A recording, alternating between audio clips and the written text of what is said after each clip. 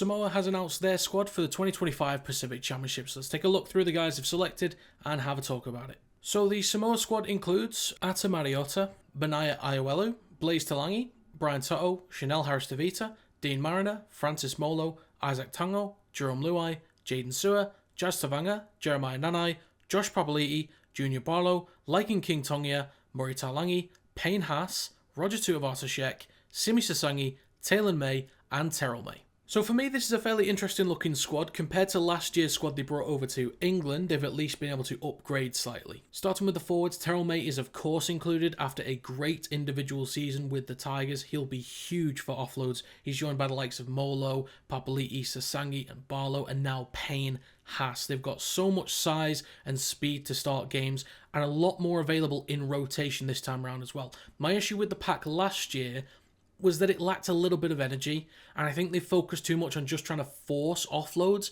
instead of just taking carries and trying to be physical with England. I think they've got guys now, more guys, that can really take the fight to other forward packs in the Pacific Championships. But in the backs, it looks to me like they're going to go with Tuivasa-Sheck at fullback, where he can help out massively with his return meters and offensive decision making, plus run threat overall. They'll also likely have Mariner, Taylor May, Isaac Tango, and Brian Toto in the back line, which is an exciting group of players. May and Tango are tough to stop when they get leverage on the outside of defenders, with Mariner and Toto being reliable finishers.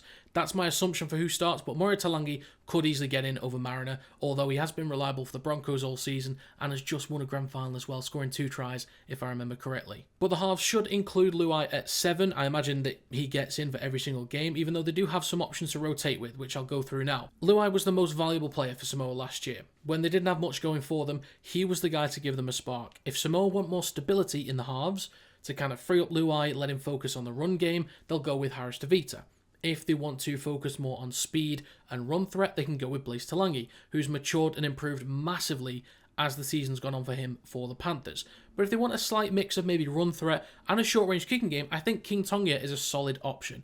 If I'm choosing the halves, for me it's Luai and Talangi, and then you've at least got Harris-Tavita who can fill in at 9 or 14 on the squad list, but can also fill in at 7 if and when needed. Aiwelu hasn't played that much for the Roosters this season, but he has seemed quite energetic and effective enough to start at number 9 for Samoa. Even if Harris-Tavita doesn't go to 9 or 14, they've at least got Jazz Tavanga, who could be 14 off the bench to relieve Aiwelu, who did start at 9 last year for Samoa, or he can fill in at 13, where he's been a calm and reliable presence this year, and he's actually come on as a creative option this year as well. But Samoa will also benefit from having dangerous ball runners in Sewer and Nanai towards the edges. They'll be huge for line break potential, defensive work out wide, and aerial threat as well. Nanai knows how to get up for kicks. But for me, it doesn't feel like Samoa have quite as many stars as New Zealand and Tonga have in their squads, but it does feel like they're better equipped this year to take on a tough challenge. With Haas in there alongside May, there's more presence in the forwards. Luai has more experienced options to pair with in the halves, and he has more experience himself from this year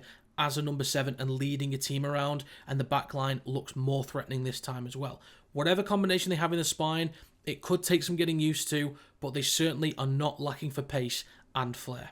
So there you have the 2025 Pacific Championship squad for Samoa. If you guys have your own thoughts, let me know in the comment section down below and let me know how you think they're going to get on for this year. As always, if you enjoyed, feel free to leave a like. It does help to get the video out there to more people. Subscribe to the channel to stay up to date with more Kinetic Rugby League content. And if you'd like to become a member, you can do by clicking the link in the description down below. But that's going to be it. Thank you very much for watching, and I will see you next time.